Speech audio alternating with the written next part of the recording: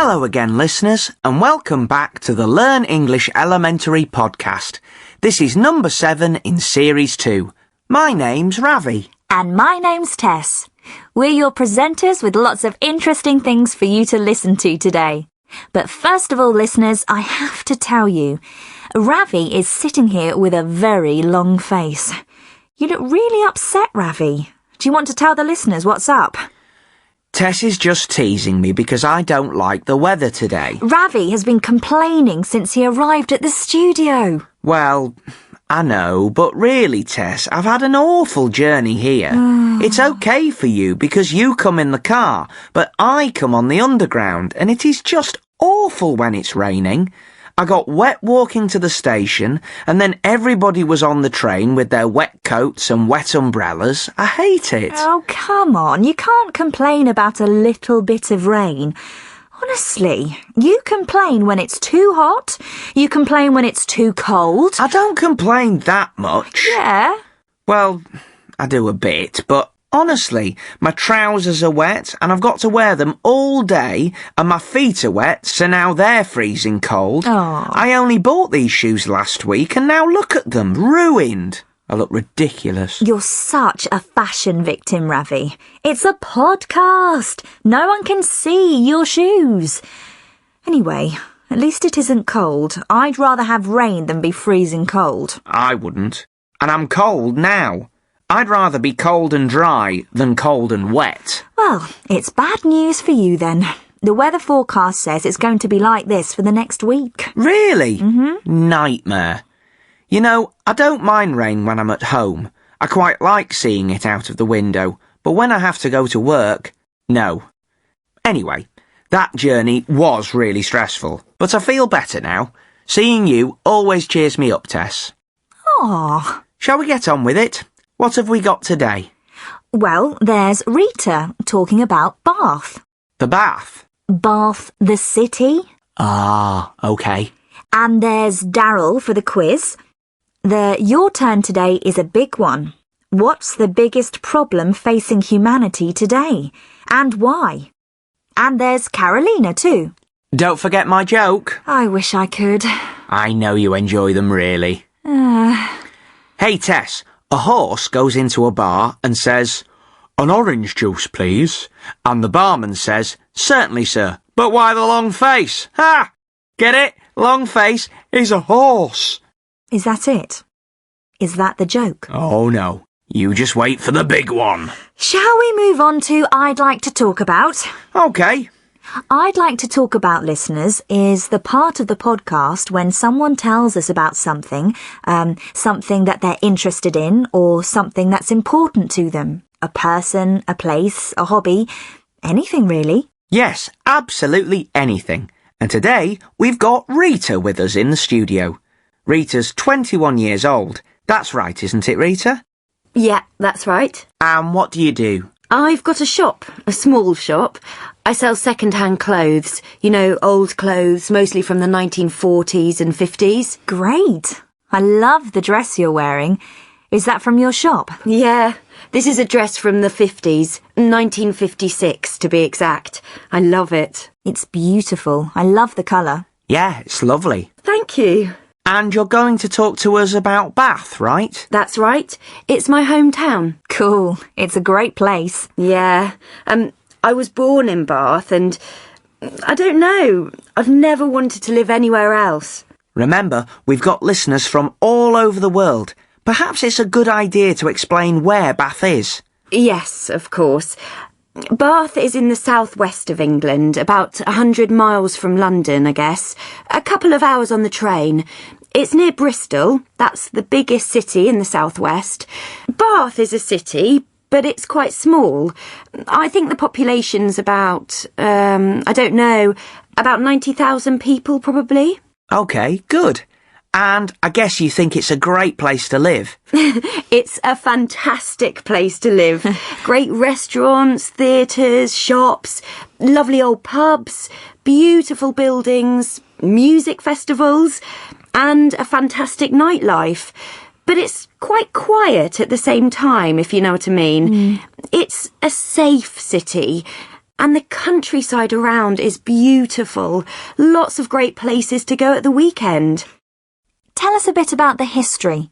Well, I don't know a lot, but it was a Roman city, about 2,000 years ago. The Romans liked it because of the hot springs, hot water that comes up from the ground. It's the only place in Britain with hot springs. The city is actually built on top of an old volcano, not active, of course. So they built baths there, public baths using the hot water. That's where the name Bath comes from, of course. The Roman baths are still there. You can visit them. You can't swim, but you can drink the water. Drink it? Yes, drink it. It's good for you. It's got loads of minerals and stuff in it. What does it taste like? Absolutely disgusting. Anyway, then in the 18th century, Bath became really popular. People went there for holidays. And then later, Jane Austen wrote about it. She lived there for a while. If you've ever read any Jane Austen? Oh, yeah. Pride and Prejudice is one of my favourite books. It's interesting, as I said. The Romans built Bath, so there's loads of Roman houses and stuff all under the city. Wow. But the archaeologists can't really explore it because they don't want to destroy the beautiful 18th century buildings on the top. It's a World Heritage Site. And I think it's the most beautiful city in Britain. I love it. I even love the tourists. We get loads of tourists and, it makes me feel proud. I live in a city that people come miles and miles to see. Well, is there anything you don't like about Bath? No. Well, I suppose the only thing is that it's really, really difficult to park in the centre and the traffic can be terrible. But that really isn't the end of the world, is it? Certainly not. Thanks, Rita. You've made me want to go to Bath again. I haven't been there for years. Yeah, me too. Thanks, Rita. Thank you. I enjoyed talking about it. What about it then, Tess? A weekend away together in Bath? Let me think about it. That was a really good idea for I'd like to talk about, wasn't it? It would be really interesting to hear about other people's hometowns. If you're listening and you want to write or record, on audio or video, something about your hometown, you can send it to us at britishcouncil.org. That's Learn English Podcast, all one word, at britishcouncil, all one word, .org. That's O-R-G. If we like it, we'll put it up on the site. Can we put some pictures of Bath up too? Definitely. Will you do that? OK. I'm going to have to teach you how to do it, Ravi. I know. Right. Speaking of computers, it's time for the quiz. We've got Darryl waiting to play. Hello, Darryl. Hello, Ravi. Where are you today, Darryl? I'm in Skipton, in North Yorkshire. Oh, I know it. I've got an uncle who lives in Skipton. Is it raining there as much as it is here today? It's pretty wet, yeah, but I don't mind the rain. I'm going to go for a walk later with my dogs. Lucky you. Are you not working today? Not today, no. What do you do? I work at a golf course. I'm a groundsman. OK. So what does a groundsman do? We look after the golf course, make sure the grass is OK and all of that. It's like being a gardener. I see. Do you know anything about computers? Ravi, you're not supposed to tell people what the quiz is about before we start. That's the second time you've said it. Oops. Well, let's get on with it. We're going to play Hot Seat, Darryl. I've got these cards with some words on them, and I'm going to give them to Tess, and she has to explain the words to you, and you have to guess what the words are, OK? OK. And all the words are on the same topic. And I think we all know what that is, Ravi. And the topic today is computers and computing. Computers and computing. You've got 1 minute starting from now. OK. This one is the thing you hold to move around the screen. Small thing. It's an animal as well. Mouse. Yes.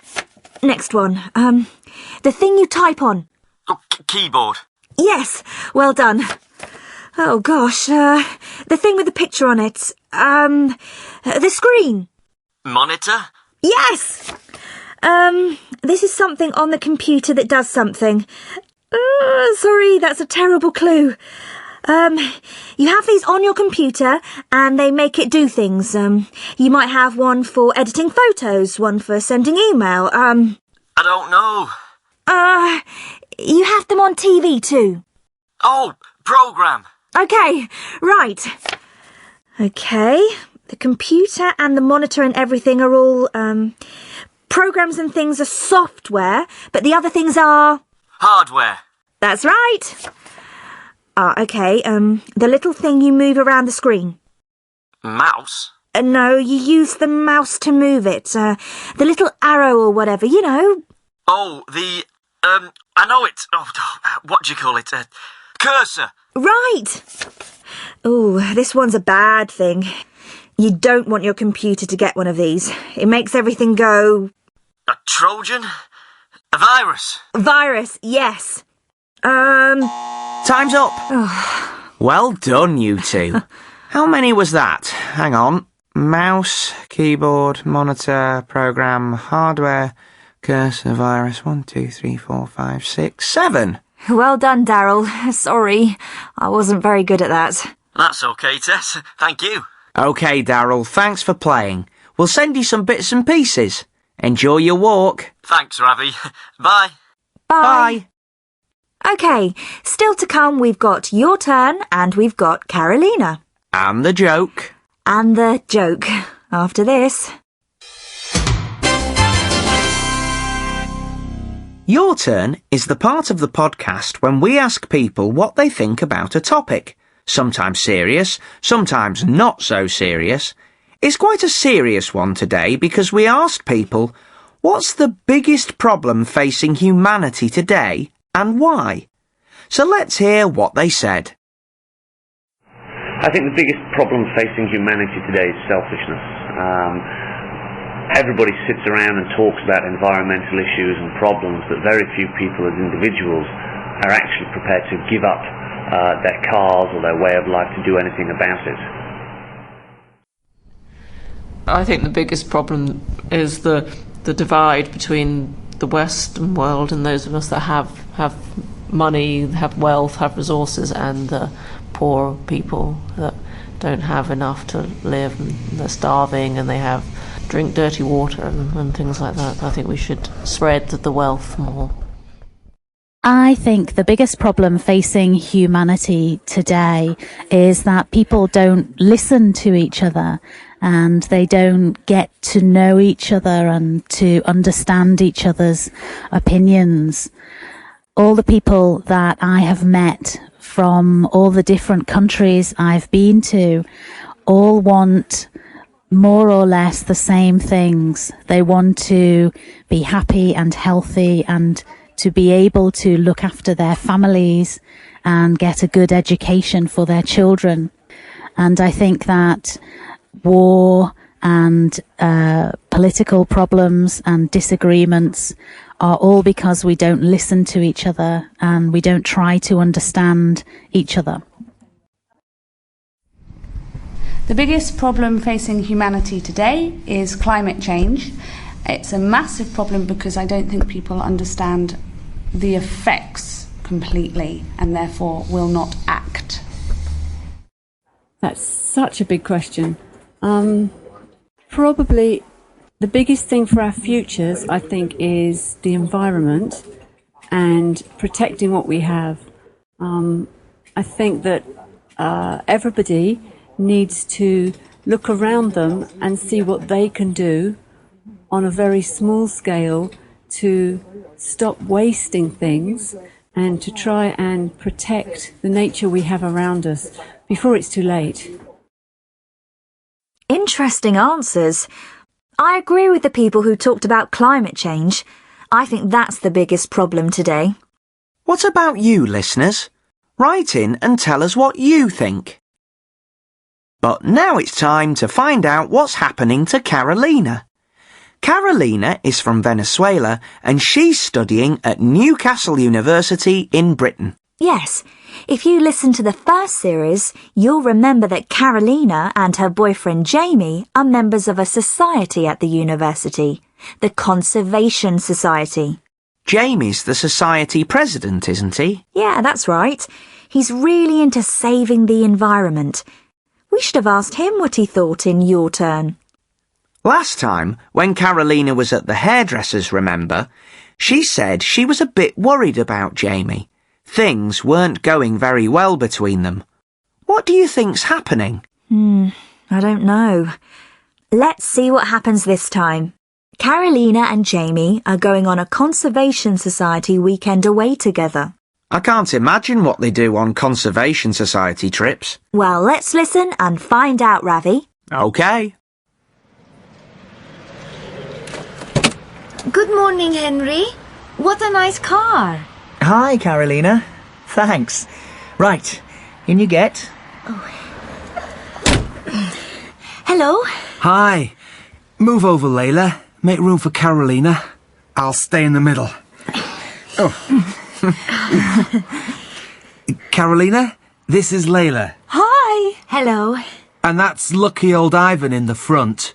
He's got long legs. Hello. Hi, Ivan. Right, let's get going. Have you got the map, Ivan? Yep. Right, here we go. Put some music on, Ivan.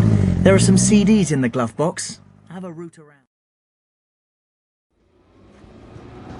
I can't wait to see the black grouse. The black grouse. The whiskey. With a bird on the front. No, that's called famous grouse. Oh. The black grouse is a bird, but it's black. Yeah, the black grouse is disappearing in England.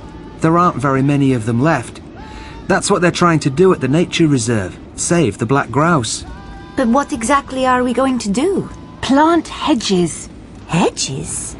Hedges are the lines of plants and trees that divide the fields. You know, you can have wooden or metal fences, or you can have hedges.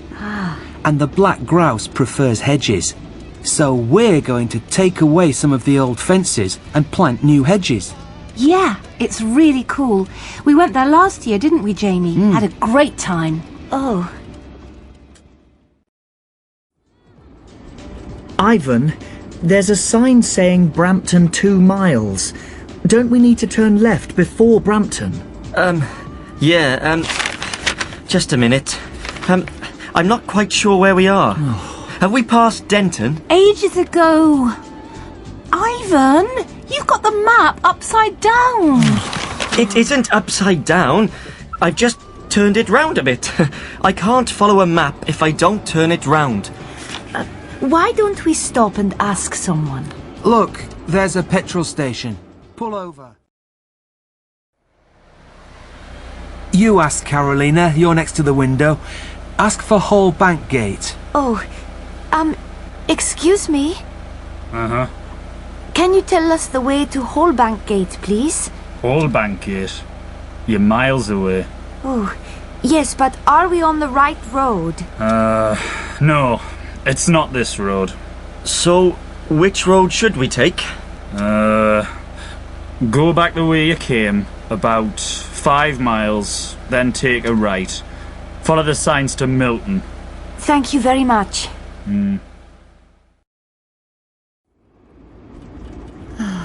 Oh, I'm hungry. Me too. Me too. Where did you put the sandwiches, Henry? They're in the plastic bag. In the back somewhere. Henry? This is a bag of rubbish. What? This bag is full of rubbish. Oh. Don't tell me. You put the bag of sandwiches in the rubbish and put the bag of rubbish in the car. Oh, no. Oh, well, I'm sorry. It's an easy mistake to make. Are we nearly there, Henry? Ivan? Well, I'm not quite sure where we are, to be honest.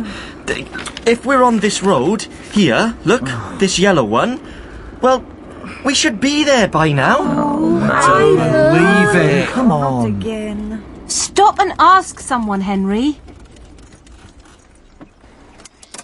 Excuse me? Oh, yes? We're trying to get to Hallbank Gate. Is this the right way? Hallbank Gate? No, dear. This is the road to Farnham. Hallbank Gate's in the other direction. Oh, no. How far is it? Not far.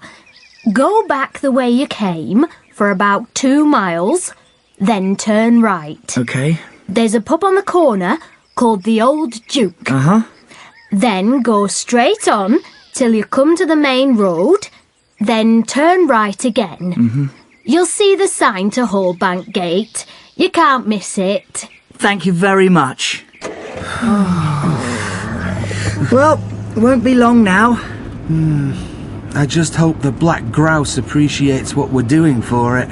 That's all I can say. Oh dear, not a very good start to the Conservation Society weekend away. I hope they find it. What a nightmare. It's funny though. Imagine throwing away the sandwiches and bringing a bag of rubbish instead. I hate asking for directions though. Men always hate asking for directions. Anyway, we'll have to wait for next time to find out how the rest of the weekend goes. Hope things get better. Yeah. OK, I'm going to tell my joke. Then, I think that's it for today. Come on then, let's hear it. Right. There's this baby polar bear sitting on an iceberg with his mum. Oh, I love polar bears. Anyway, the baby polar bear says to his mum, "Mum, are you sure I'm a polar bear?" So his mum says, "Yes, darling, of course you are." And then, "Mum, are you sure I'm not a brown bear?" "No, dear, you're not a brown bear." "Well, what about a black bear then? Maybe I'm a black bear." "No, dear, you're not a black bear either. Look at your fur. It's white." "Well, what about a grizzly bear, Mum? Perhaps I'm a grizzly bear then." "No, dear, you're not a grizzly bear. Look, your dad's a polar bear, I'm a polar bear, your sister's a polar bear, of course you're a polar bear." "Mum, but am I a real polar bear?" Aw. "Look, I keep telling you, you're a polar bear. We're all polar bears. We all live here together in the snow. Why do you keep on asking these stupid questions?" "Mum, I'm freezing." Oh, polar bears are so cute. Did you see that programme about them? Yeah, they are cool, aren't they? Yeah. Right, everyone. That's all we've got time for, but Tom the teacher will be here in a moment, so don't go away. Remember that you can write to us at learnenglishpodcast@britishcouncil.org. We'll see you next time. Bye. Bye. You are listening to a Learn English elementary recording, brought to you by the British Council. To find out more, and to access language activities and audio scripts, visit our Learn English website at www.britishcouncil.org/learnenglish. Hi, I'm Tom. I'm here at the end of every podcast to talk about some of the language you heard in the programme, and to talk about ways to help you learn English. Today, I want to talk about the phrase, "I'd rather." At the beginning of the podcast, Ravi is unhappy because it's raining and his shoes are wet. Listen to what Tess says to him. Listen for "I'd rather." What does it mean? You're such a fashion victim, Ravi. It's a podcast. No one can see your shoes. Anyway, at least it isn't cold. I'd rather have rain than be freezing cold. I'd rather means the same as I prefer. Tess is saying that rain is better than cold. She prefers rainy weather to cold weather. She says, "I'd rather have rain than be freezing cold." I'd rather. Can you hear the D? I'd rather. The D is a contraction of would. Instead of I would, we say I'd. Listen again to Tess and Ravi. Listen for I'd, and then listen for would. You're such a fashion victim, Ravi. It's a podcast. No one can see your shoes. Anyway, at least it isn't cold. I'd rather have rain than be freezing cold. I wouldn't. And I'm cold now. I'd rather be cold and dry than cold and wet. Did you hear it? Tess said, I'd rather have rain than be freezing cold. And Ravi disagreed with her and said, I wouldn't. Now, I want you to listen to Tess and Ravi one more time. But this time, I want you to notice the form of the verb that comes after I'd rather. Is it the infinitive or the ing form? Listen. Anyway, at least it isn't cold. I'd rather have rain than be freezing cold. I wouldn't. And I'm cold now. I'd rather be cold and dry than cold and wet. Yes, I'd rather is always followed by a verb, and it's always the infinitive form of the verb, but without to.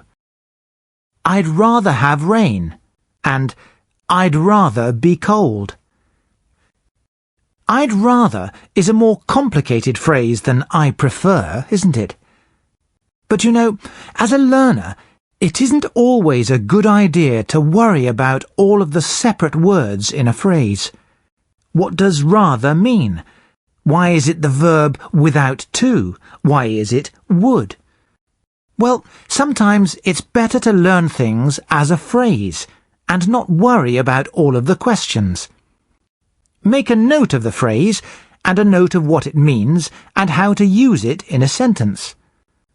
So, for I'd rather, you could write, I'd rather means the same as I prefer, but it is used differently. It always has a verb after it, and the verb is the infinitive without to. Then you can write some examples. Maybe, I'd rather have rain than cold. I'd rather stay up late than go to bed early. I'd rather eat fish than meat. And add more examples every time you see or hear the new phrase. Now that you know the phrase, you'll hear it a lot in the English that you read and listen to this week. Make a list of all the examples that you find. Now for something different. At the beginning of the quiz, Tess was a bit angry with Ravi because he told Darryl what the quiz was going to be about. Computers. Listen to what Ravi says after Tess is angry with him. I see. Do you know anything about computers? Ravi, you're not supposed to tell people what the quiz is about before we start. That's the second time you've said it. Oops.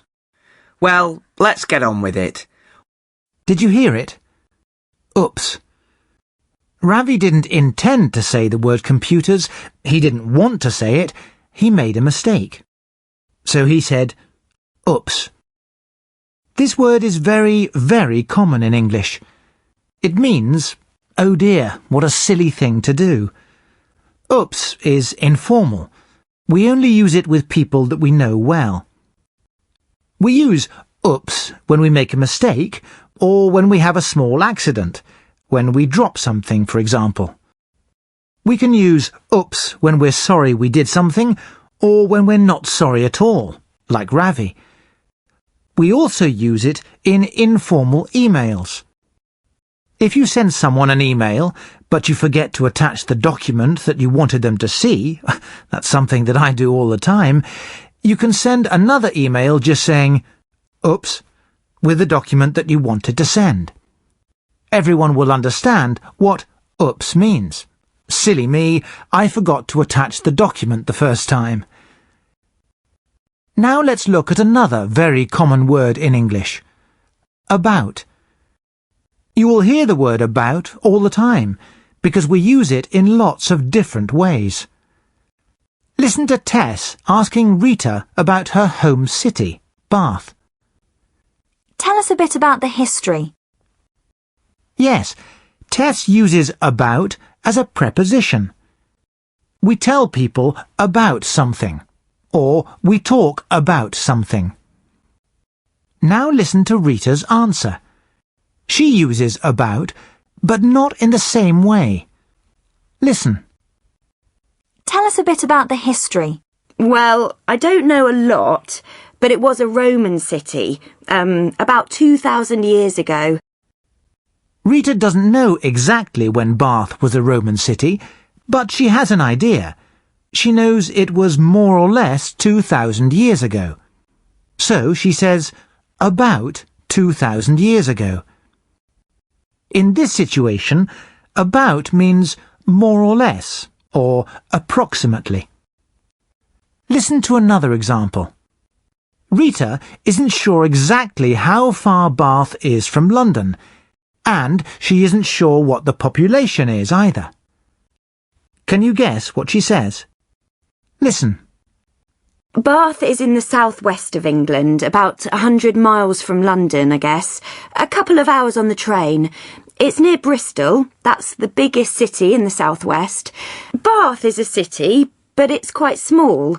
I think the population's about, I don't know, about 90,000 people probably.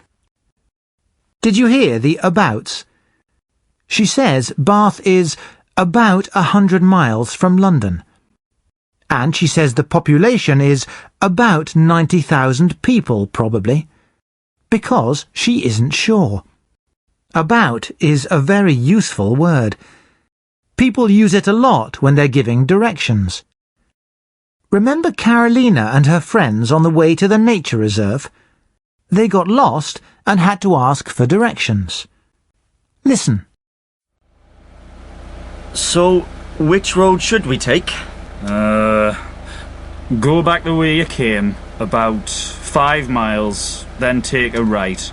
Follow the signs to Milton. The man says, go back the way you came, about 5 miles, then take a right.